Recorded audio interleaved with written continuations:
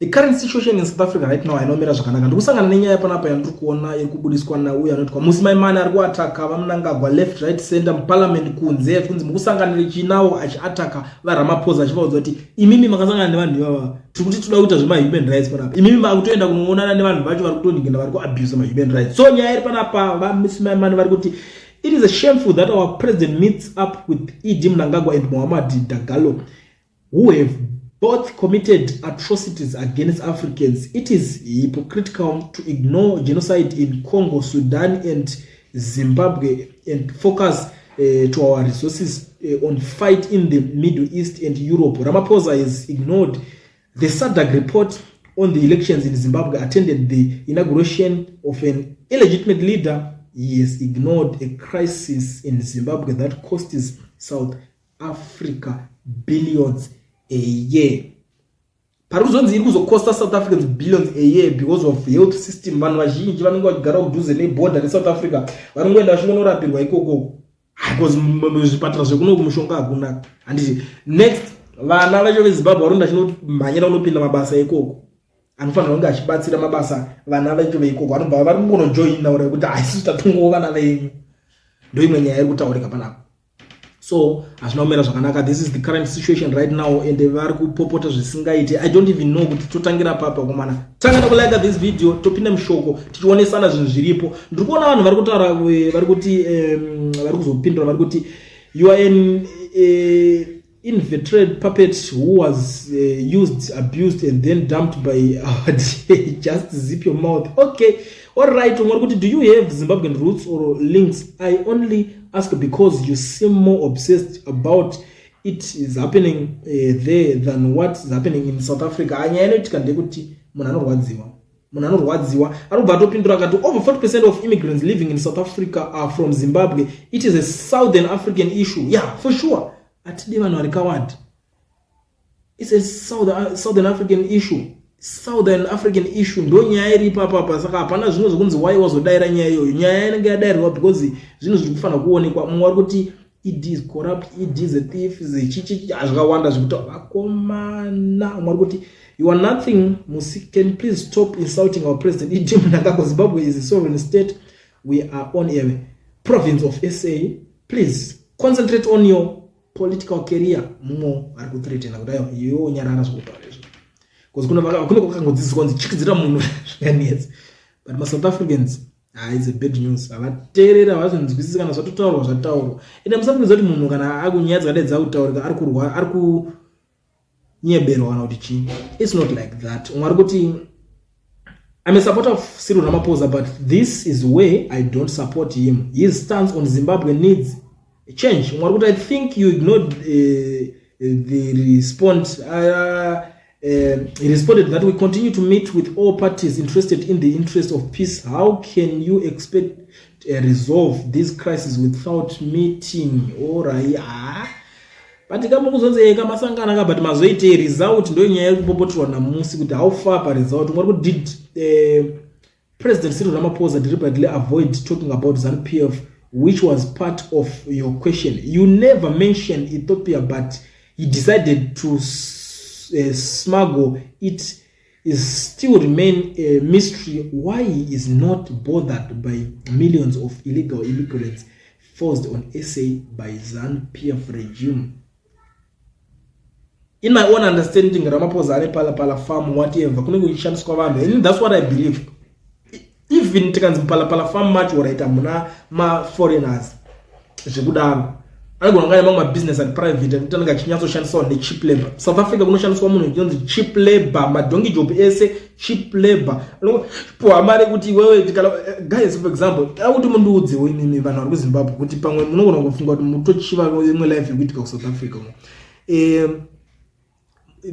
Munhu anenge achipinda pabasa obhanza kutambiswa 3000 rands. 3000 rands is 150 USD kuri kuZimbabwe, ndo mari yacho handiti. Saka 3000 rands iyi inenge ichitambirwa iyi. Uchada kubhadhara rent, ngatingoti rent inogona kupeta kana kuti watoona kwakachipa unogona kubhadhara kana 1000, ngati 800 to 1000 rands ndo unenge uchitogara kwakachipa chipa handiti. Kana kuti ngati chete 500 but tax ndo makombi anenge ari papo. Saka zvinongofanana. Saka tinongoti rent tongoidzosa ku 1.5 minimum ndo kwatinoidzosera kuti rent inogona kunzi chi zvese ngozvingoperera pa 1.5 wasara ne 1.5 uda kudya unganzo notsanya unganzo nodya chikafu chishoma zvakaita sei ngatingoti unongo wadya 1000 kusara ne 500 rands which is 25 USD you have to save nema families ku Zimbabwe back home chi zvengoida kuita unodzoka kunongo unongoya une majini chete netubhutso nechikafu tumagrocery marice unotokwira na bus boss kwanotengera ku Zimbabwe unosara usina kana senti zvadaro ipapo obva wanzi next month unoramba chikoshanda uchidikitira uchibhadhara rent imba kutenga chikafu uchichembera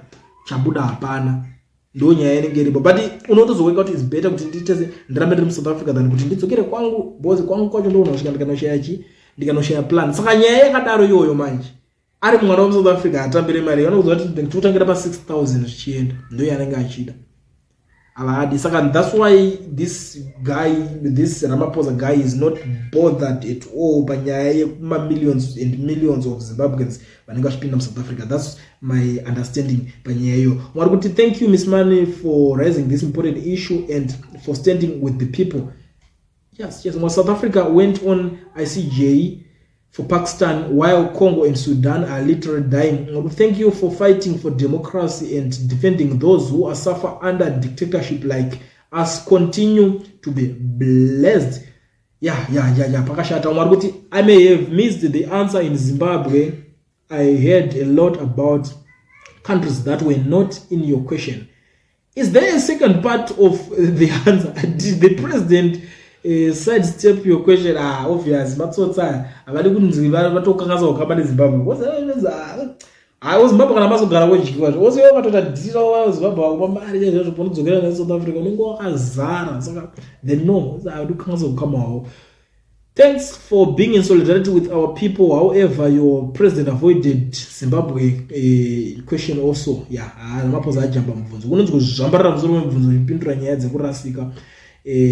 Mwari kuda kuti thumbs up for comrade Miss Mani. They are saying that birds of feather usually flock together.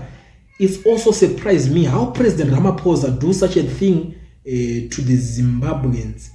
It's not a hidden thing that ED and ZANU-PF are killing people back home. In SA, Siru does like Zimbabweans take refuge.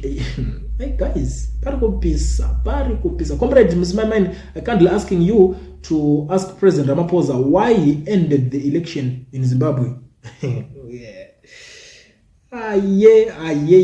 With regards to Zimbabwe, Ramaphosa only listens to some peer views. How then does he regard his government as an honest peace broker in the conflict situations?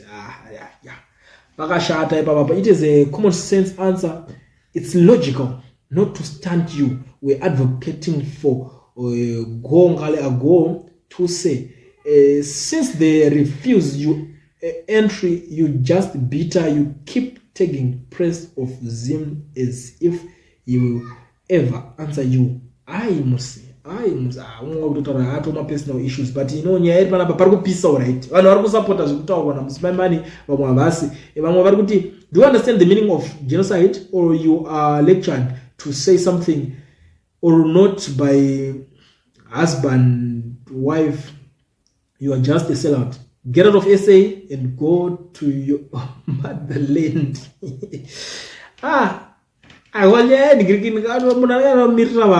you know, it's a problem in the Zimbabweans. Some of them complain. The next thing, I used to tell people, especially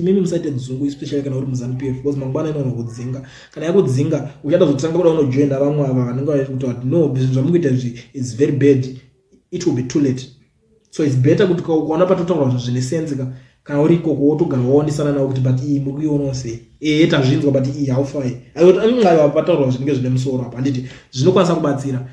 Those issues hazvina chekuita nekuti kuti yakanhingirikina, but zvine chekuita nemaproblems anenge achikonzereswa munyika kuti apa pakadai so pabhaizwa, but ukaona usingakwanise kupindirana nekubvumirana nazvo kuti pakadai pabhaizwa unenge utone problem hombe chaiyo hombe yakakurisa. Mwari kuti Zimbabweans will suffer until the crocodile dies a natural death unless USA sponsor a coup If USA doesn't sponsor a coup, Mnangagwa will stay until he dies natural death. Usually, people like him don't die.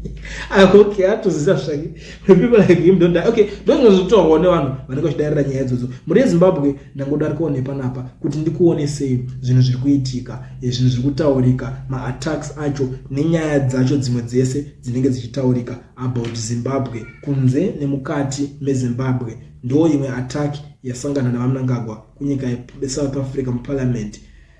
Friend yavo yavaramapoza vachikongwa godorwa nemubvonzo. Amene kuti munoona ose nyaenda ngoti ndikufura nepanapa panonzi pa Bullied TV kana usatongo subscriber is very important kuti ugare wa subscriber.